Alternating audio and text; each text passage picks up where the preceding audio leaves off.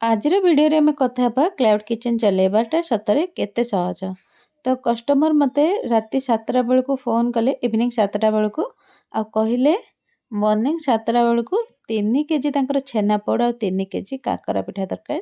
3 KG plus ହେଲେ ବି ଚଳିବ। ତ ଏତେ କମ୍ ସମୟ ଭିତରେ ଏତେ ସାରା କ୍ଷୀର ଆରେଞ୍ଜ କରିକି କରିବା ମୋ ପାଇଁ ଏତେ ବି ସହଜ ନଥିଲା। ଟିକେ ସମୟ ମୁଁ ଟାଇମ୍ ନେଲି ଆଉ ଦୋକାନରୁ କନଫର୍ମ କଲି କ୍ଷୀର ମିଳିବ ନା ମିଳିବନି ବୋଲି। ଇଭିନିଂ ଟାଇମ୍ରେ କ୍ଷୀର ମିଳିବାଟା ଟିକେ କଷ୍ଟ, ତା ପୁଣି ବଡ଼ ଆମାଉଣ୍ଟର। ତ କ୍ଷୀର ତ ମିଳିଗଲା ଆଉ ଅର୍ଡ଼ର ତାଙ୍କର ମୁଁ କନଫର୍ମ କଲି, କିଛି ଆଡ଼ଭାନ୍ସ ବି ନେଇନେଲି।